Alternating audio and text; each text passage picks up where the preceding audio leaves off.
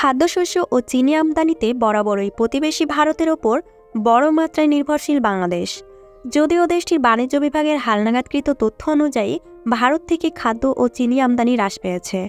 এর মধ্যে খাদ্যশস্য আমদানি কমেছে গত অর্থবছরের তুলনায় প্রায় 93%, আর চিনি আমদানি কমেছে প্রায় 70%।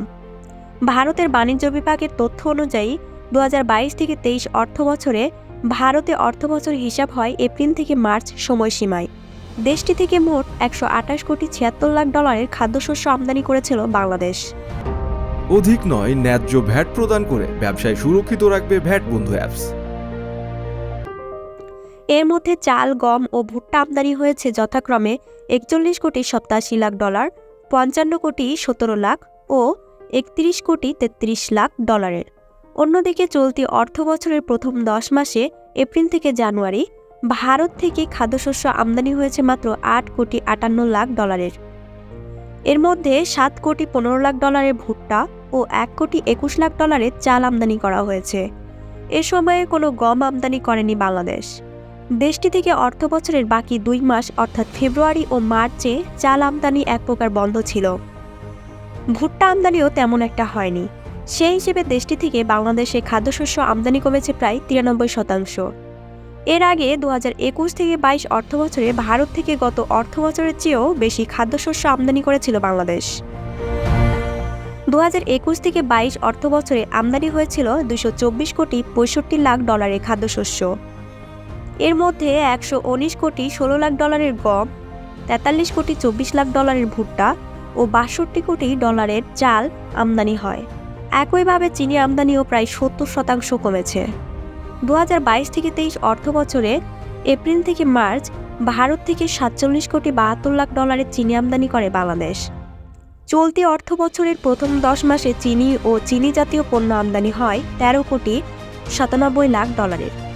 এর আগে 2021 থেকে 22 অর্থবছরে চিনি ও চিনি জাতীয় পণ্য ভারত থেকে আমদানি হয়েছিল $57,23,00,000।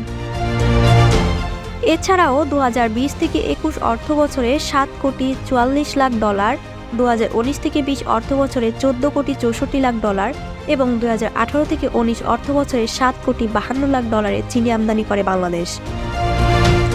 একসময় চাল ও চিনি আমদানিতে ভারতের ওপর নির্ভরশীলতা ছিল সবচেয়ে বেশি।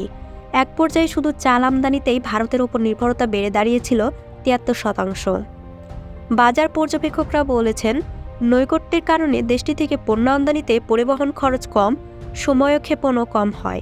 এ কারণে চাল ও চিনি আমদানিতে ভারতের ওপর নির্ভরশীলতা তৈরি হয়েছিল আমদানিকারকদের।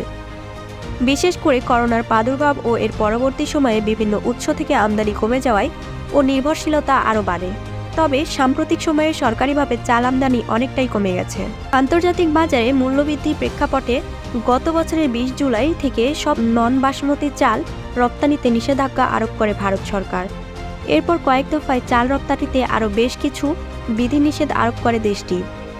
বিশ্বব্যাংকের ফুড সিকিউরিটি আপডেটের সর্বশেষ সংস্করণের তথ্য অনুযায়ী দেশটি এখন চিনি ও গম রপ্তানি পুরোপুরি বন্ধ রেখেছে।